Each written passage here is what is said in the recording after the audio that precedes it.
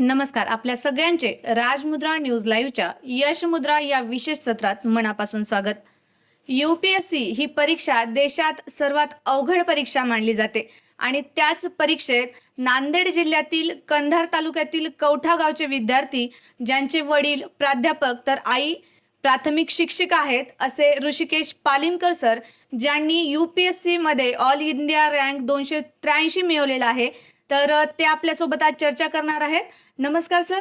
नमस्कार मॅडम. तर सर, आपल्याला ज्या दिवशी हा रिझल्ट कळाला आणि 283 रँक आलेली आहे, तर हा रिझल्ट कळाल्या आपली काय भावना होती आणि आपण सगळ्यात पहिला फोन कोणाला केलाय? खरं तर या रिझल्ट मागे एक रिझल्ट कळण्याच्या मागे खूप इंटरेस्टिंग गोष्ट आहे.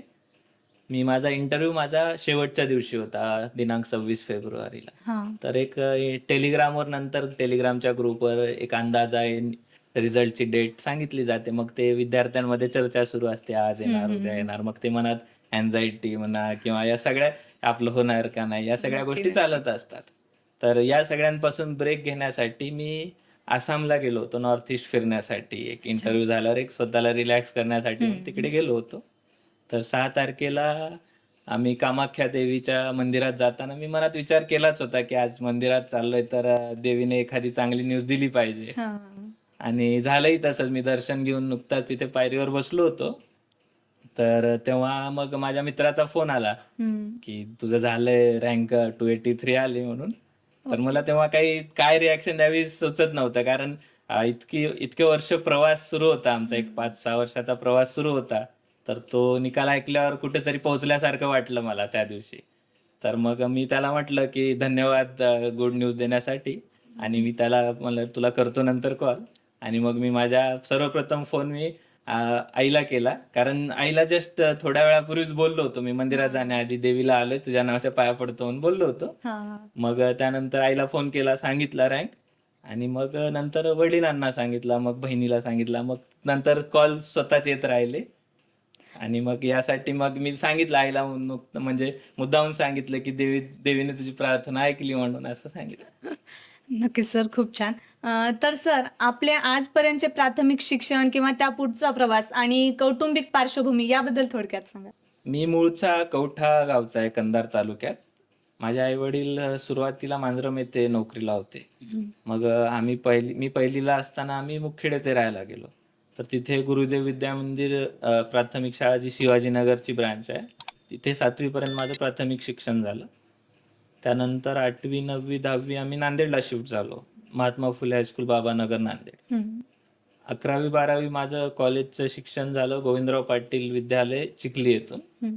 त्यानंतर मग मी NIT वरंगल येथे माझं ग्रॅज्युएशनसाठी गेलो.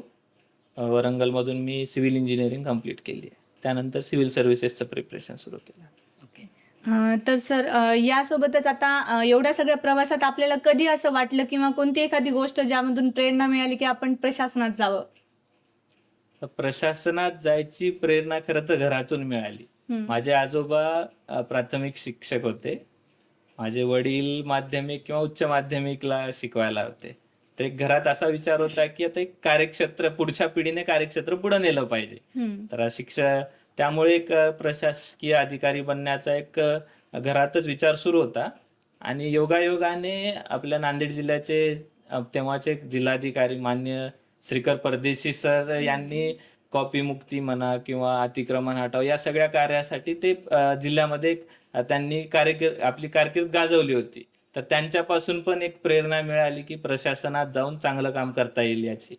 नक्कीच सर. तर सर, यासोबतच UPSCची तयारी करण्याचा आपण निर्णय कधी घेतला? म्हणजे कारण आपण इंजिनिअरिंगमध्ये आपलं एज्युकेशन कंप्लीट केलेलं आहे, पण UPSCकडे कसे वळलात आणि कधी? UPSCचा माझा विचार तसा 12वी वर्गापासूनच होता.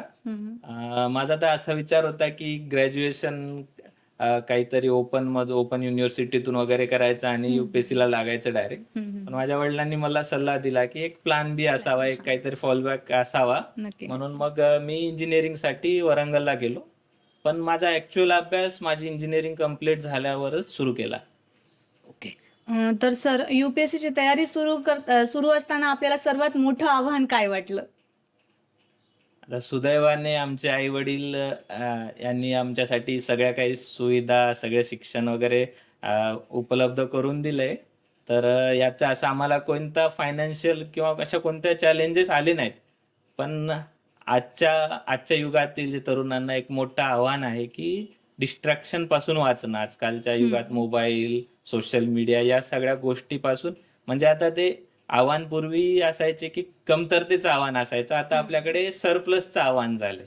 तर ते असं नक्की. इन्फॉर्मेशन बाबतीत पण तेच आहे. म्हणजे पूर्वी कसं ग्रामीण भागातील विद्यार्थ्यांना शिकण्यासाठी कमी साधन अवेलेबल असायचे, पुस्तकं कमी असायची. ते त्यांच्याकडे आव्हान असायचं. आता काय झालंय, इन्फॉर्मेशन इतकी जास्त झाली, की कोणती इन्फॉर्मेशन आपल्यासाठी उपयुक्त आहे ते ते शोधणं आणि त्यावर अभ्यास करणं हे एक आव्हान आहे आजच्या काळातील विद्यार्थ्यांसाठी. नक्की. तर सर आपण ची तयारी करताना मोबाईल वापरला का किंवा त्यामधील कोणते ॲप असं आपल्याला वाटलं की हां, हे साठी उपयुक्त आहे? कारण विद्यार्थ्यांनी अभ्यास करताना डिस्ट्रॅक्शन जास्त होतो मोबाईलने. तर आपण कोणता ॲप वगैरे असं काही यूज केलंय का? ते मॅडम कसं आहे ते एक दलाई लामा श्री दलाई लामाचं एक वाक्य आहे, की तुमचं जे यश आहे, ते कशावर जज करता, ते तुम्ही त्या यश मिळवण्यासाठी कशाचा त्याग केला यावर जज केलं पाहिजे. नक्की, नक्की. तर असं आता मोबाईलचा त्याग करणं मी मागे पण बोललो होतो, की हे सोशल मीडिया म्हणजे विटकरीसारखं आहे. तुम्ही घर बांधण्यासाठी उपयोग करता त्याचा का डोकं फोडण्यासाठी करता. नक्की, पण मी सांगतो, की मी कधीच मोबाईलचा त्याग केला नाही. मी सोशल मीडियावर ऍक्टिव्ह होतो. कारण एक मित्रांसोबत कनेक्टेड राहणं, आपल्या परिवारासोबत कनेक्टेड राहणं, खास करून UPSCच्या प्रवासामध्ये खूप उपयोगी ठरतं. तर ते प्रेशर घेण्यापेक्षा सोशल मीडियाचा लिमिटेड मर्यादित वापर करा. कनेक्ट करण्यासाठी, खुश राहण्यासाठी करा, ना की कम्पेअर करण्यासाठी. आणि टाइमपास नका करू त्यावर. चांगल्या गोष्टी यूज करा त्यावर. नक्की सर. तर सर या संपूर्ण प्रवासात आपला स्टडी रुटीन काय होता? किंवा स्पर्धा परीक्षेचे जे विद्यार्थी आता तयारी करतात त्यांचा काय असायला पाहिजे नेमका? आता माझा स्टडी रुटीन वर्षामध्ये वेगवेगळ्या टाइमला वेगवेगळा असायचा. जेव्हा परीक्षा जवळ आली तेव्हा मी टार्गेट ठेवायचो, मग 14 तास लागले तरी 14 तास बसायचं. आणि जेव्हा परीक्षा होऊन गेलेली असेल किंवा जस्ट थोडासा हलका अभ्यास किंवा दूर असेल परीक्षा तर 4-5 तास करायचं. पण कन्सिस्टन्सी ठेवायचो. मी एकही दिवस जेव्हा मी लायब्ररीला जायचो तर पुण्याला काही दिवस राहिलो मी आणि दिल्लीला काही दिवस होतो. तर आणि घरी पण काय जेव्हा केव्हा लायब्ररीला जायचं माझं ठरलेलं असायचं, किमान 4-5 तास दिवसाचे ॲटलिस्ट न्यूजपेपर वाचा किंवा काहीतरी पूर्वी वाचलेलं रिवाईज करून या, असं काहीतरी पण 4-5 तास कन्सिस्टंटली करायचं. नक्की. तर सर प्रिलिम्स, मेन्स आणि इंटरव्ह्यू ह्या 3 वेगवेगळ्या परीक्षांना म्हणजे गोष्टींना सामोरं जावं लागतं एका पूर्ण प्रवासात. तर ह्याची तयारी जेव्हा आपण करता, तर त्याला वेगवेगळी तयारी करावी लागते का एकाच पातनी होऊ शकतं? खरं तर ही परीक्षा अशी आहे, तिन्हीची तयारी इंटरव्ह्यू आणि मेन्स आणि प्रिलिम्सची तयारी एकत्रच केली पाहिजे, ते पण स्ट्रॅटेजिकली प्लॅन करून. पण सध्या कसं आहे, काही प्रिलिम्सचा पॅटर्न वेगळा असतो, त्यामुळे विद्यार्थ्यांमध्ये अशी एक गैरसमज आहे, की प्रिलिम्सचा अभ्यास वेगळा असतो, मेन्सचा अभ्यास वेगळा असतो. पण माझा असा अनुभव आहे, की मेन्सचा अभ्यास जर चांगला झाला असेल, तर तुमचा इंटरव्ह्यू आणि प्रिलिम्स या दोन्ही गोष्टीचा अभ्यास होतो. बस विद्यार्थ्यांनी एक चौकस आपली नजर असली पाहिजे. एक इन्क्विजिटिव्ह ॲटिट्यूड ज्याला म्हणतो, की प्रत्येक गोष्टीचं कारण शोधणं, त्याच्या मागचा किंवा त्याचे इम्पॅक्ट काय होतील, ह्या सगळ्या गोष्टी शोधणं एक महत्त्वाचं आहे विद्यार्थ्यांसाठी. नक्कीच. तर सर आपला ऑप्शनल सब्जेक्ट काय होता आणि ते निवडताना आपण काय विचार केला होता, की हां, आपल्याला हे घ्यायचंय? माझा ऑप्शनल सोशिओलॉजी होता. माझ्या सगळ्या अटेम्प्टमध्ये तोच ऑप्शनल राहिलेला आहे. अच्छा. आता निवडताना विचार करण्याचा एक 2-3 फॅक्टर होते. तर माझा सगळ्यात आधी तर 12वीला सोशिओलॉजी हा विषय होता. तर एक विषयासोबत ओळख आणि बॅकग्राऊंड म्हणून तो एक फॅक्टर ठरला. दुसरा म्हणजे की सोशिओलॉजी हा विषय कसा आहे, की आपल्या आजूबाजूचा विषय, आपल्या परिसरात, आपल्या समाजामध्ये काय चालतं, शेती संबंधित, समाजातील एक स्ट्रक्चर कसं आहे, समाजात चेंजेस काय होतात, आपल्या मॅरेजमध्ये काय चेंजेस होतात, या सगळ्याशी निगडीत विषय आहे. तर यामुळे एक ओळख असणं आणि आपल्याला म्हणजे त्याचा प्रॅक्टिकल अभ्यास पण जास्त करता येतो सोसायटीचा. त्यामुळे आणि थोडं बहुत असं होतं, की एक शॉर्ट सिलेबस म्हणून आपण म्हणू शकतो सोशिओलॉजीचा. इतर ऑप्शनलच्या कंपॅरिझनमध्ये त्याचा एक शॉर्ट सिलेबस होता. त्यामुळे ते एक डिसिजिव्ह फॅक्टर ठरला माझ्या सोशिओलॉजी निर्णयासाठी. नक्की सर. तर सर आता आपली निवड झालेलीच आहे आणि जेव्हा आपण जॉइनिंग घ्याल, तर त्यानंतर आपण कोणते बदल घडवू इच्छिता, की आपण जे विचार करून प्रशासनात हे आला आहात? तर प्रशासनामध्ये अधिकाऱ्यांना बदल घडवण्यासाठी खूप काही आहे. हं, म्हणजे आपल्या विभागाचंच पाहिलं तर मराठवाड्याचे स्पेशली प्रॉब्लेम्स खूप सारे आहेत. हं, शेतीचा विषय असो, जे शेतीमध्ये उत्पन्न नसतं. शेतीकडे आजकालची विद्यार्थी किंवा एक तरुण वर्ग शेती त्यांच्यासाठी एक अनअट्रॅक्टिव्ह प्रोफेशन बनलं आहे. हं. शेतीमध्ये फायदा नाही होत, शेती प्रॉफिटेबल नाही राहिली आहे. मग शेतीसोबतच आपला पाण्याचा प्रश्न आहे. मराठवाड्यामध्ये एका वर्षी पूर येतो, एका वर्षी दुष्काळ पडत असतो. तर अशा या गोष्टी आहेत किंवा इन जनरल जर कोणत्याही राज्याचं पाहिलं तर एम्प्लॉयमेंट संबंधित काम करणं, अ, अजून मायग्रेशन जे होतं आपल्याकडून नांदेडमधील तरुणांना पुणे, मुंबईत कामाला जावं लागतं. तर या साऱ्या गोष्टी आहेत. हेल्थ सेक्टर आहे, एज्युकेशन सेक्टर आहे. असे खूप सारे सेक्टर आहेत ज्यामध्ये प्रशासकीय अधिकारी काम करू शकतात चांगलं. पोटेन्शियल खूप जास्त आहे त्यामध्ये. तर अशा सगळ्या विषयावर काम करण्याची इच्छा आहे आमची पण. नक्की सर. तर सर यू-पी-एस-सी म्हटलं की प्रत्येक विद्यार्थ्यांचं किंवा ज्यांना स्पर्धा परीक्षेची तयारी करायची ते सगळे म्हणतात की दिल्लीला जायचं आणि तिथे जॉइन करायचं क्लासेस. तर हे खरंच गरजेचं आहे का, की नांदेडमध्ये राहून सुद्धा हे होऊ शकतं? आपल्याला काय वाटतं? आता हा प्रश्न तुम्ही जर मला डिजिटल इंडियाच्या आधी विचारला असता, तर माझं हं. आन्सर वेगळं असतं. हं, हं. पण आता कोविड नंतर जे आपण नक्की. डिजिटलायझेशनमध्ये एकदमच झेप घेतली आहे भारताने, हं, तर असं झालंय की आता दिल्लीमध्ये जाणं असं काही गरजेचं नाहीये. हं. म्हणजे दिल्लीत जाऊन पण यश यश मिळण्याची खात्री नाहीये. सगळं बाकी शेवटी स्वतःवर डिपेंड करतं. पण जे मार्गदर्शन किंवा जे मटेरियल्स लागतं यू-पी-एस-सीच्या विद्यार्थ्यांना तयारीसाठी, ते आता ऑनलाईन टेलिग्रामवर म्हणा किंवा वेगवेगळ्या क्लासेसने ऑनलाईन क्लासेस सुरू केली आहेत. तर आणि इथून पण तुम्ही तिथले काही बुक्स वगैरे असतील तर आपण स्पीड पोस्टने मागवू शकतो.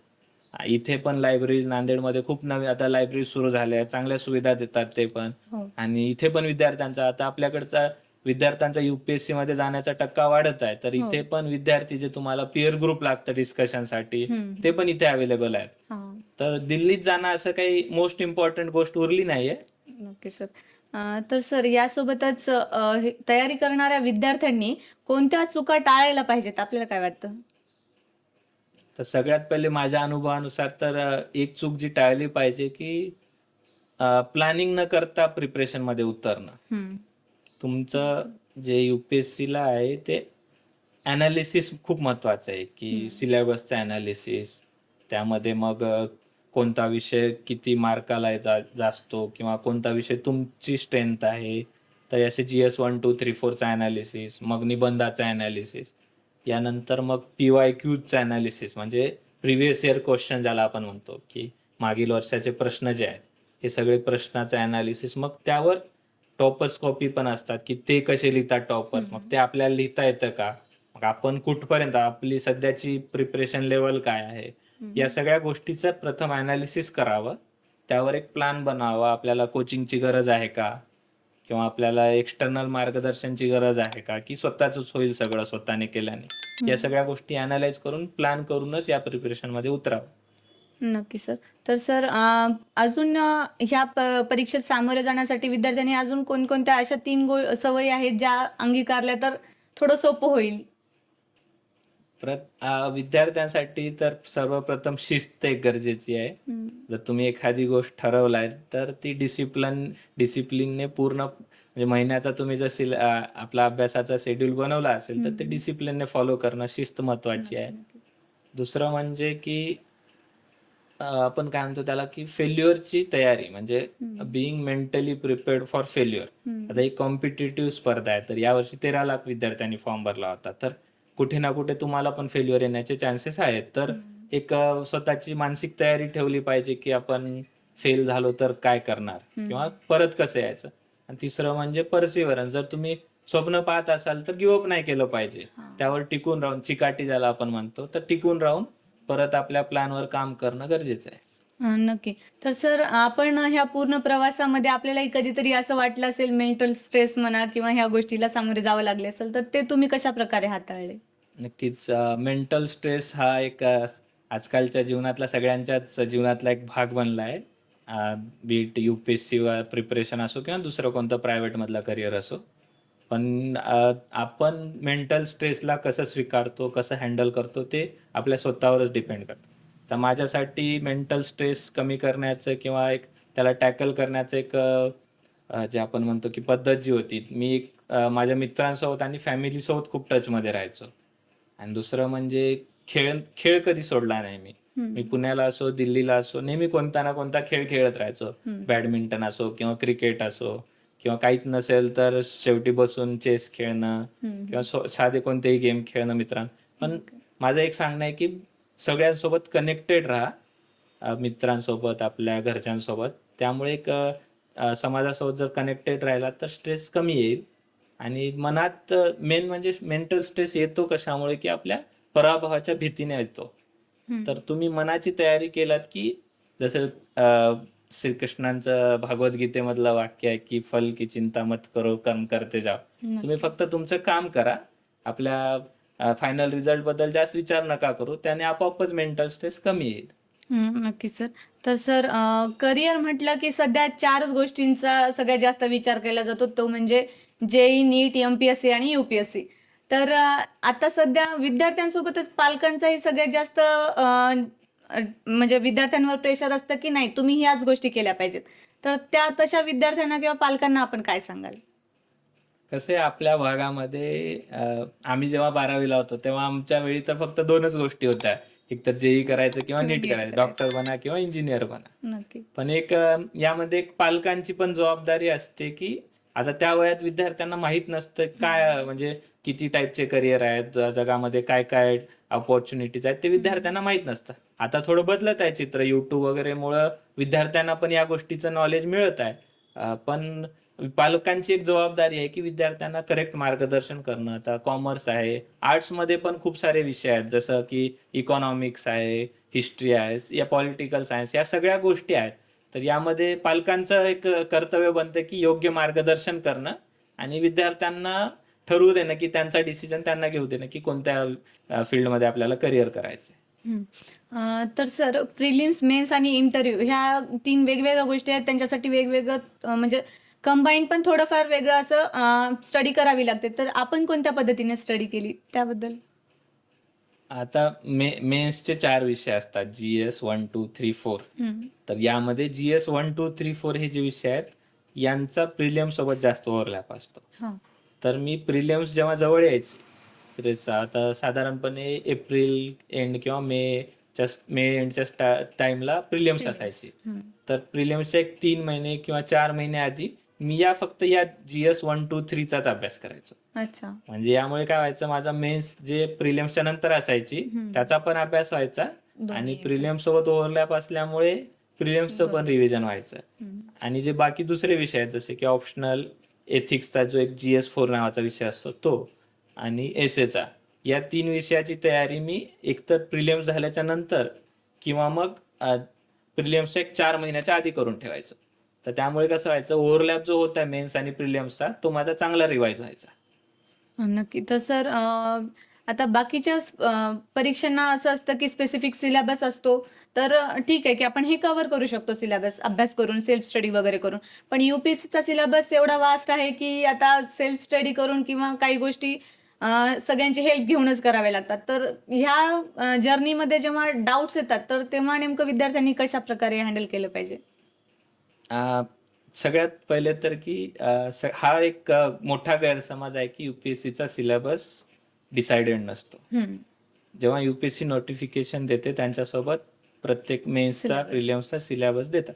फक्त इंटरव्ह्यू बाबतीत आपण म्हणू शकतो की हां. त्याचा सिलेबस म्हणजे डिसाइडेड नसतो. हं, हं. पण मेन्स आणि प्रिलिम्सचा सिलेबस असतो. हां. आणि मेन्समध्ये तुम्ही सर्वप्रथम सिलेबस ॲनालाइज करून प्रत्येक टॉपिक वाईज त्या गोष्टीवर रिसर्च केला पाहिजे. हं. सिलेबसचा जो एक टॉपिक मेन्शन केलाय त्यावर तुम्ही Googleवर सर्च करा, YouTubeवर सर्च करा. त्यावर असलेले स्टँडर्ड रेफरन्स बुक वाचा. या सगळ्या गोष्टी करूनच प्रिपरेशनला सुरुवात केली पाहिजे. हां, नक्कीच सर. तर सर जर एखाद्या कोणत्या जिल्ह्याची किंवा नांदेड जिल्ह्याची जबाबदारी जर आपल्याला दिली जिल्हाधिकारी म्हणून, तर आपण कोणती 3 प्राधान्याची कामे करणार आहात नांदेडमध्ये? हाच प्रश्न मला माझ्या फायनल इंटरव्ह्यूमध्ये पण विचारला गेला होता. तर मी त्यांना सांगितलं होतं की सर माझं जर मी नांदेडचा कलेक्टर असेल तर माझं फोकस 3 विषयावर असेल की एक तर शिक्षण, ग्रामीण भागातील विद्यार्थ्यांना शहरी भागात मायग्रेशन करावं लागतं शिक्षणासाठी. तर एक ग्रामीण स्कूलिंग सिस्टम जी आहे ती सुधारण्याची एक माझी इच्छा आहे. त्यावर एक फोकस असेल. दुसरं म्हणजे कृषी. आपल्या भागातील कृषी थोडीशी कमी प्रॉफिटेबल आहे आणि आपल्याकडे शेतीबद्दल अनेक समस्या आहेत आणि मराठवाड्याचा एक शेतकरी आत्महत्या म्हणा किंवा एक ॲग्रिकल्चर डिस्ट्रेस ज्याला म्हणतो आपण, या सगळ्या गोष्टी काय आहेत तर कृषीवर माझं प्राधान्य राहील. आणि तिसरं म्हणजे शहरी भागामध्ये जे कचरा व्यवस्थापन असतं. आजकाल शहरामध्ये कचऱ्याचे ढीग प्रत्येक ठिकाणी दिसतात. एक पाऊस पडला का रस्त्यावर पूर्ण पाणी साचते. तर एक शहरी भागातील स्वच्छतेसाठी आणि एक नागरी व्यवस्थापन, अर्बन मॅनेजमेंटसाठी काम करण्याचं एक माझं उद्दिष्ट राहील. नक्की सर. तर सर यासोबतच ग्रामीण भागातील विकासासाठी प्रशासनाने कशा प्रकारचं मॉडेल वापरायला पाहिजे त्याबद्दल थोडक्यात आपण काही विचार केलेला आहे का? आता आम्ही प्रशासनात अजून गेलेलो नाही आहोत. तर प्रशासनाला सल्ले देणं आमच्यासाठी योग्य राहणार नाही. पण यासाठी खूप सारे मॉडेल सरकार किंवा प्रशासन आधीच इम्प्लिमेंट करत आहेत. तर जर एक नागरी चळवळ त्यामधून बनली नागरिकांच्या आणि प्रशासनाच्या दोघांच्या मिळून कॉपरेशनने एक नक्कीच हा विषय लवकरच सॉल्व्ह होईल अशी मला अपेक्षा आहे. या अगोदर आपण जेव्हा एक्झाम दिली तर तेव्हा आपल्या काही मार्क्सनी जेव्हा रिझल्ट गेला तर ते जे अपयश आलेलं आहे आपल्याला तर त्या अपयशाने आपल्याला काय काय शिकवलं किंवा काय गोष्टी आपण नेक्स्ट वेळेस त्याला सुधारण्याचा प्रयत्न केला? मी वर्ष 2020 पासून परीक्षा देतोय. तर ओके. ते कोविडच्या टाइमला माझी प्रिलिम्सच निघायची नाही. हां, हां. तर त्यानंतर मी प्रिलिम्स काढलो. एकदा प्रिलिम्स निघाली तर कंटिन्यू 4ही वेळानंतर माझी प्रिलिम्स निघत राहिली. ओके. आणि मग एका 2023च्या अटेम्प्टमध्ये मी इंटरव्ह्यूपर्यंत पण पोहोचलो होतो. तर तेव्हा काही मार्कांनी माझं राहिलं फायनल सिलेक्शन. हां. तर मग या सगळ्यांमध्ये मी माझे फेल्युअर्सचे कारण शोधले. आपण कुठं कमी पडतोय आणि आपल्याला एक्झाममध्ये काय इम्प्लिमेंट होत नाहीये जे आपण ठरवलंय ते. या सगळ्याचे कारण शोधले आणि मी त्यावर वर्क केलं. तर यामधून एक सगळ्यात मोठी शिकवण जी मला मिळाली, की अशी कोणतीच वीकनेस किंवा असा कोणताही प्रॉब्लेम नाही आहे जो आपण सॉल्व्ह नाही करू शकत. तर आपण ठरवलं, आपण योग्य पद्धतीने त्या प्रॉब्लेमचं ॲनालिसिस केलं आणि त्यावर एक सगळ्यांचा सल्ला घेणं, स्वतःचा विचार करून सगळ्यांचे सल्ले घेऊन स्टँडर्ड रेफरन्स बुक जे काय असेल ते वेगवेगळ्या सोर्सेसमधून आपण त्याचं सोल्युशन नक्कीच शोधू शकतो. तर मला एवढंच सांगायचं आहे, की म्हणजे कोणताही प्रॉब्लेम इम्पॉसिबल नसतं. तुम्ही सॉल्व्ह करू शकता. नक्की. तर सर हे विद्यार्थ्यांसाठी एक जर्नी असते, पण त्यासोबतच पालकांसाठी पण एक मोठा टास्क असतो, की आपला विद्यार्थी करतोय तर ते होईल का नाही होईल? तर जे विद्यार्थी आत्ता स्पर्धा परीक्षा करतायत त्यांच्या पालकांना आपण काय सांगाल? आता माझं तर खूप 4-5 वर्ष लागले त्यामुळे सुरुवातीला तर पॅरेंट्सनी खूप सपोर्ट केलेला. हं. त्यांनी पूर्ण शेवटपर्यंत मला सपोर्ट केला. पण काय असतं एक 3 वर्ष, 4 वर्ष झालं आपल्या सोबतचे विद्यार्थी किंवा आपले मित्र वगैरे ते कुठेतरी जॉबला लागलेले असतात. त्यांचं सेटलमेंट सुरू असते, सेटल व्हायला लागतात. कोणाची लग्न होतात, कोणी घर घेतं, कोणी गाडी घेतं. तर या सगळ्या गोष्टी असतात. मग पालकांना पण फोन यायचे, की किती दिवस करणार अजून तुमचा मुलगा? हां. म्हणजे दुसरं काहीतरी करू द्या. नाही होत असेल तर मग ते एक समाजाकडून एक काही जण काळजीपोटी विचारत असतात आणि काही जणांचा असतो हेतू, की एक अंडरमाइन करणं आपल्याला. हां. तर पालकांना माझा एक सल्ला आहे, तुमच्या पाल्याशी कंटिन्यू बोलत राहा. त्याची अडचणी विचारा आणि त्यांचे प्लॅन विचारा. आणि जर पाल्याला तुम्हाला जर पाल्यामध्ये पोटेन्शियल दिसत असेल तर शेवटपर्यंत बॅक करा. म्हणजे तुम्ही जर बॅक केलात तरच त्यांच्यामधलं जे पोटेन्शियल आहे ते रिअलाईज करू शकतील. हे माझं पालकांना एक सांगणं आहे किंवा विनंती आहे. नक्की. तर सर यासोबत आता जे विद्यार्थी स्पर्धा परीक्षाची तयारी करतायत त्यांना आपण काय संदेश द्याल? आता विद्यार्थ्यांसाठी संदेश, आता आम्ही आत्तापर्यंत विद्यार्थीच होतो तर असा काही जास्त विचार नाही केला. पण एक विद्यार्थ्यांना माझं एकच सांगणं आहे माझ्या सगळ्या मित्रांना तयारी करताना, की डिसिप्लिन्ड राहा. स्वतःची ताकद ओळखा. तुम्ही म्हणजे जेवढं आपल्याला वाटतं, की आपण त्यापेक्षाही खूप स्ट्राँग असतो. आपल्यामध्ये खूप जास्त पोटेन्शियल असतं. तुकाराम महाराज म्हणतात, की "अणुरेणू या थोकडा, तुका आकाशा एवढा." म्हणजे तुम्ही अणुरेणू एवढे जरी छोटे असाल तरी तुमच्यात पोटेन्शियल एक आकाशा एवढं असतं.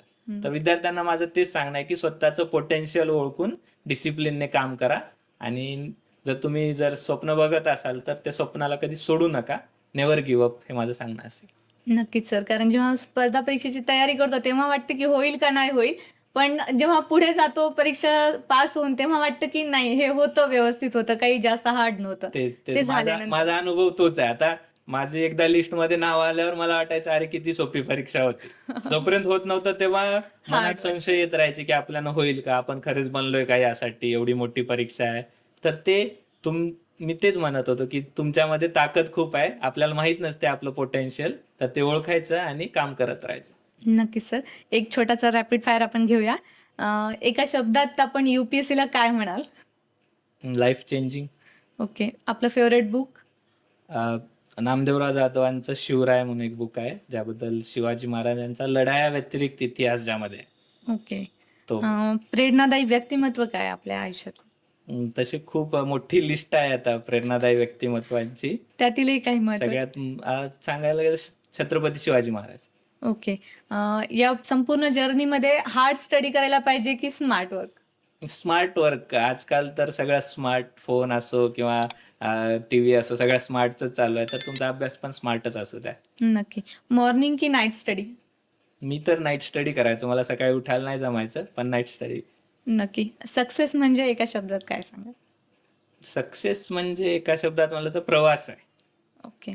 तर सक्सेस एक डेस्टिनेशन आहे. इथं थांबलो तर आता लिस्टमध्ये नाव आलं म्हणजे सक्सेसफुल झालो असं नाही. तर भविष्यात पुढचे काय टार्गेट असतील, लोकांसाठी काम करणं असेल, मग लोकांसाठी जेव्हा मी सक्सेसफुली काम करेल तेव्हा तो माझ्यासाठी एक वेगळा सक्सेस असेल. तर सक्सेस प्रवास आहे, कंटिन्यू चालतच असला पाहिजे तो. ओके. आणि फेल्युअर म्हणजे? फेल्युअर म्हणजे अपॉर्च्युनिटी आहे परत राईज करण्याची. ओके. आपल्याला मोबाईलमध्ये कोणते ॲप आहे जे उपयोगी पडले या प्रवासामध्ये? सर्वप्रथम तर टेलिग्राम ॲप आहे, ज्यावर खूप सारे मटेरियल्स असतात, टेस्ट सिरीज असतात किंवा आपण ग्रुप असतात जे विद्यार्थ्यांसोबत आपण डिस्कस करू शकतो. आमचा सोशिओलॉजीचा एक ग्रुप होता, ज्यावर आन्सर लिहून टाकायचे, असं हे असे एक टेलिग्राम असतो. दुसरा असतो ट्विटर. ओके. ट्विटरवर आपल्याला सध्या जगामध्ये काय सुरू आहे किंवा भारतामध्ये जे हॅशटॅग ट्रेंडिंग वगैरे सुरू असतं ते, पण ते आपला फोकस कशावर आहे त्यावर महत्त्वाचं आहे. तुम्ही ट्विटर यूज कसं करता, तर हे 2 ॲप माझ्यासाठी खूप महत्त्वाचे आहेत. मग YouTube असेल किंवा दुसरे काही आता सोशल मीडिया जे मित्रांसोबत कनेक्ट करण्यासाठी, बस एवढं. ओके. तर एक अशी सवय जे UPSC ॲस्पिरंटने लावून घेतली पाहिजे, एक सवय?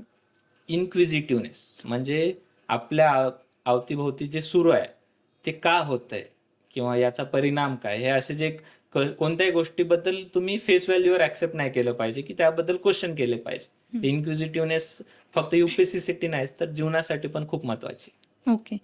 इंटरव्ह्यूमधील सर्वात कठीण प्रश्न काय होता?